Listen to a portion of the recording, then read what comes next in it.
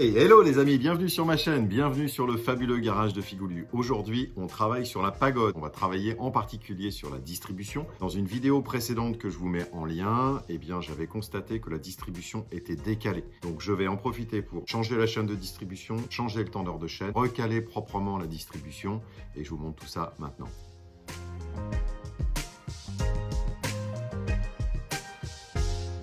Voilà donc la chaîne de distribution, l'arbre à cam qui est ici, et donc on va venir changer cette chaîne. La chaîne permet de synchroniser l'ouverture et la fermeture des soupapes en fonction de la montée et de la descente des pistons dans chaque cylindre. On va venir remplacer cette chaîne. Vous voyez, il y a des repères historiques qui ont été faits. Donc on verra après comment on va régler tout ça. Il y a déjà des repères, donc ça veut dire que évidemment la chaîne n'est pas d'origine. Très compliqué sur ces véhicules avec un compteur à 5 chiffres de savoir si on a 49 000, 149 000 ou kilomètres. Je n'ai pas l'historique, donc je ne sais pas à quel moment cette chaîne a été remplacée. Ce que je sais, c'est qu'il y a un décalage de la distribution qui est assez impressionnant. Et puis donc le tendeur de chaîne, c'est ce qui va permettre en fait de conserver cette chaîne toujours tendue dans l'assemblage et à l'intérieur du moteur. Et il est ici ce tendeur de chaîne. On va dans un premier temps le démonter pour libérer un peu la tension sur la chaîne. Et ensuite, on va venir retirer le maillon qui permet de la retirer. On va entraîner la nouvelle chaîne en la couplant à l'ancienne en faisant tourner l'ensemble par le vilebrequin dans le sens des aiguilles d'une montre. Alors, j'ai une première difficulté, c'est que j'ai la revue technique, mais à aucun moment on parle de coupe de serrage sur cet écrou-là. Alors, je vais prendre ma clé dynamométrique et puis je vais voir à partir de quel couple je vais dévisser cet écrou pour pouvoir derrière reconstituer exactement le même couple au remontage. Je pense qu'on ne verra pas grand-chose, mais moi j'ai les yeux rivés sur l'écran. Là, je suis à 20, 25. Ça a décroché à peu près à 25 Nm, ce qui n'est pas un couple énorme. Donc je saurais, au remontage, en supposant que c'était le bon couple d'origine, le remonter à 25 Nm.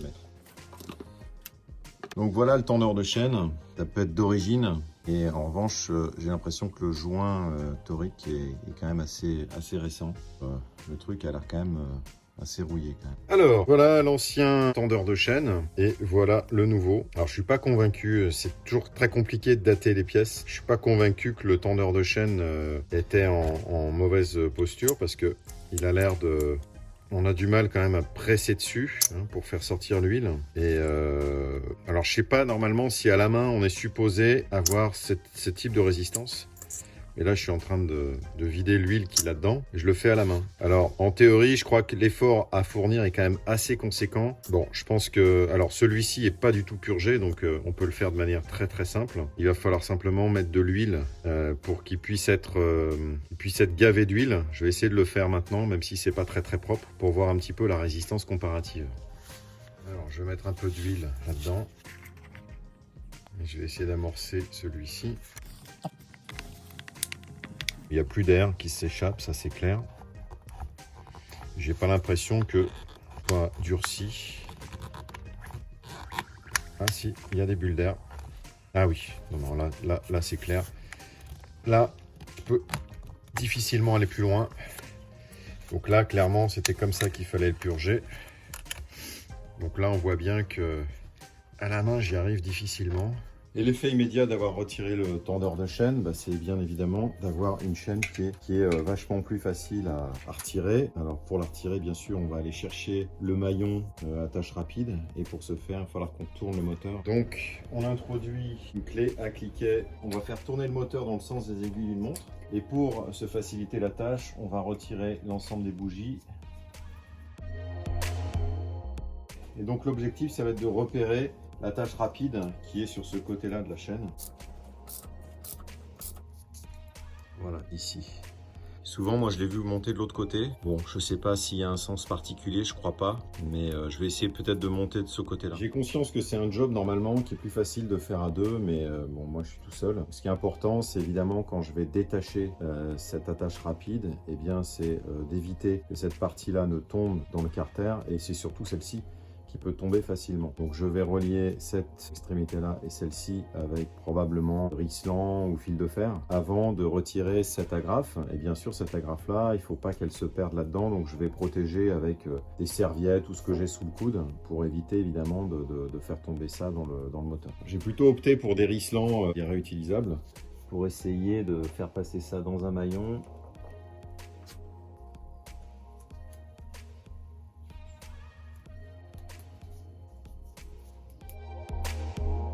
J'ai perfectionné un peu mon système, j'ai mis quelque chose donc de beaucoup plus long accroché à mes risselants.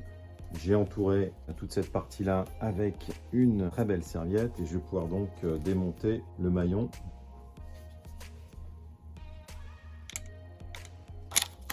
Voilà.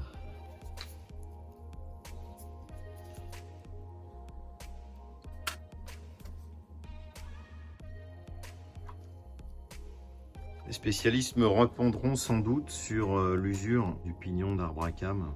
Ces marques-là auraient plutôt tendance à me dire que le truc est un peu rincé. Mais bon, c'est pas prévu de le changer. En tout cas, pas à ce stade. Je ne sais pas. J'ai pas d'idée de savoir qu'est-ce que ça veut dire. Quand les pièces métalliques sont marquées comme ça, c'est jamais très bon signe.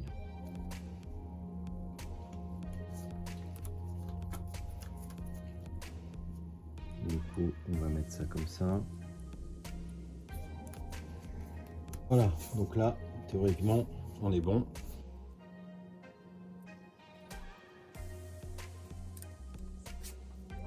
Je vais faire tourner maintenant le moteur en tirant l'ancienne chaîne pour la faire partir.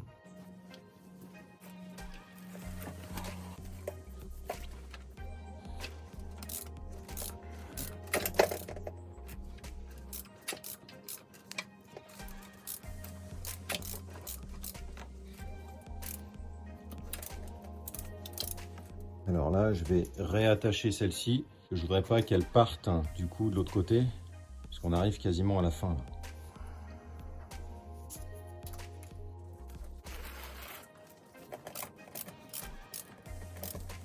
Alors là, je me suis décalé. Il est évident que de toute façon, j'ai pas pris de repère au départ et on s'en fout un peu parce que je vous ai expliqué tout à l'heure que la distribution était décalée. Donc je vais la recaler. Je retire comme ça, je suis bien engrainé. Et je vais faire comme ça, hop. On va passer de l'autre côté, hop. Maintenant, on va réemmailloter tout ça.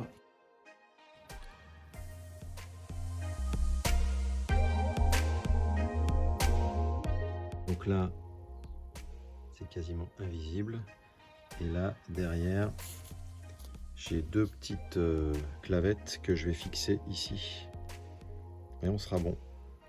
C'est les deux petites clavettes que je dois mettre ici et là.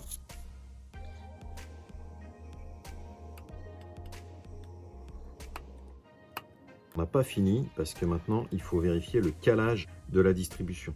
Je vais d'abord essayer de mesurer l'ancienne pour voir la différence d'écart entre la nouvelle et l'ancienne. Donc, en direct, je lis à 1,274 m.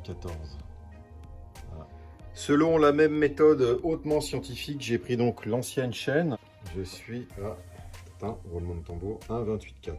Je vais maintenant procéder au calage ou au recalage de la distribution. Dans un premier temps, je vais fermement contester quelques marques que je vois ici là, à la peinture. Ça, je le vire. Donc, je vais tourner le moteur pour trouver le point mort haut.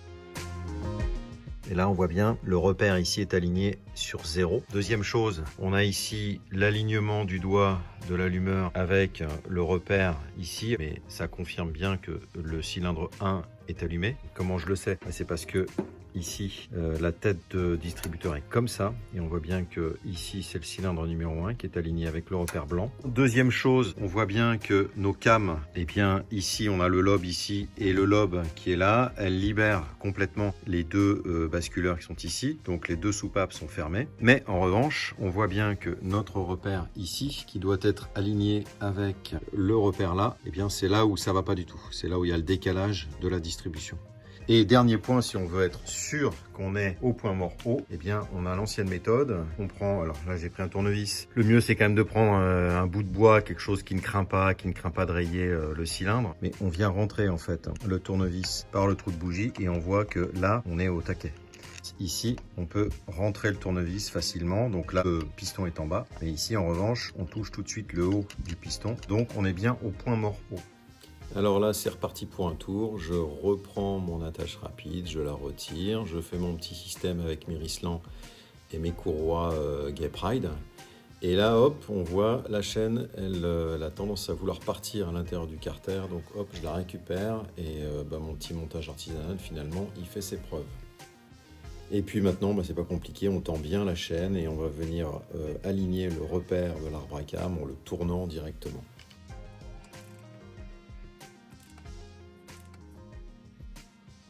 Donc là, j'ai aligné mon repère qui est ici. Petit zoom de satisfaction. Donc là, on est super bien aligné. Là, on est super bien aligné. Et là, on est plutôt pas mal aligné par rapport à un repère qui est fait approximativement à la main. Maintenant, je n'ai plus qu'à remettre la chaîne autour du pignon d'arbre à cam avec encore une fois mon système de Rislan réutilisable et mes courroies K-Pride qui m'ont quand même sauvé la vie, parce qu'effectivement, sur la séquence précédente, on voit bien que la chaîne a envie de repartir dans le carter. Je ne vous fais pas un dessin, on remet vite fait l'attache rapide et les deux petites clavettes avant de finir le montage.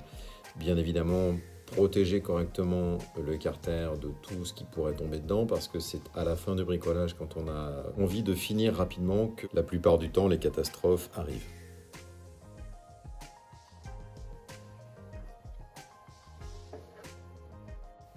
Une fois que tout est fini, on en profite pour faire quelques tours au moteur, vérifier que tout se passe bien, qu'il n'y a pas de blocage. Donc évidemment, toutes ces scènes-là sont en accéléré. J'ai dû faire peut-être 2 tours de moteur pour être bien sûr que tout fonctionne correctement. On remet maintenant le tendeur de chaîne. J'ai nettoyé un peu comme j'ai pu le plan de joint. Et de toute façon, il y a un joint qui est neuf qui est ici, là. Donc tout est hyper propre.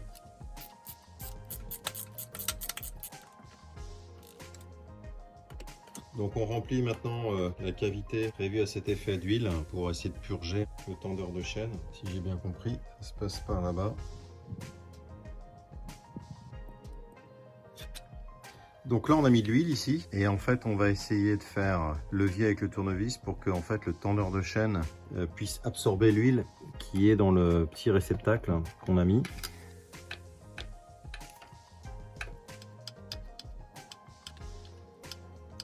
Alors, en zoomant un peu, on voit un peu mieux comment ça se passe. Donc là, il y a de l'huile. On fait levier sur le tendeur de chaîne pour qu'il puisse pomper l'huile et durcir le piston. Voilà, je pense que c'est à peu près fini. Donc on a le tendeur de chaîne. J'ai refait 2-3 tours là, juste pour le fun. Donc là, on est aligné ici. On est parfaitement aligné ici. Quelque chose près, évidemment, là aussi. Donc on peut considérer que c'est terminé. Alors si on veut aller plus loin, et c'est probablement ce que je ferai, puisqu'il faudra que après je m'occupe de la rampe de culbuteur qui n'est pas réglée, eh bien c'est de mesurer les levées aux soupapes en fonction justement de la position du moteur et s'assurer que tout est ok. Et quand on fait de toute façon tourner le moteur, on s'aperçoit qu'il n'y a aucun souci de blocage, donc ça veut dire qu'on est bon.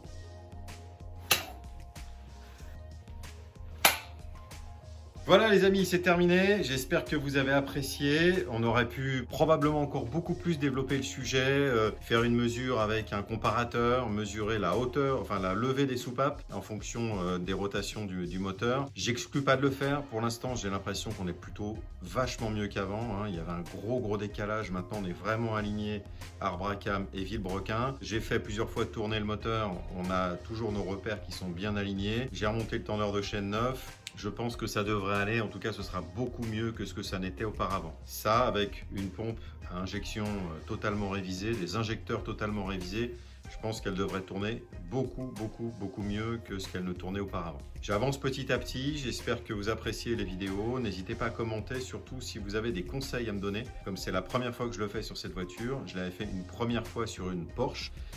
Sur cette-ci, c'est la première fois, je me suis documenté, j'ai regardé comment on faisait, c'est vraiment pas sorcier, il faut juste faire très attention à un moment, ne pas perdre la chaîne, parce que là c'est la catastrophe. Pour aller chercher la chaîne au fond, si elle se met de biais ou si elle se superpose, il faut quasiment sortir le moteur et tout ouvrir.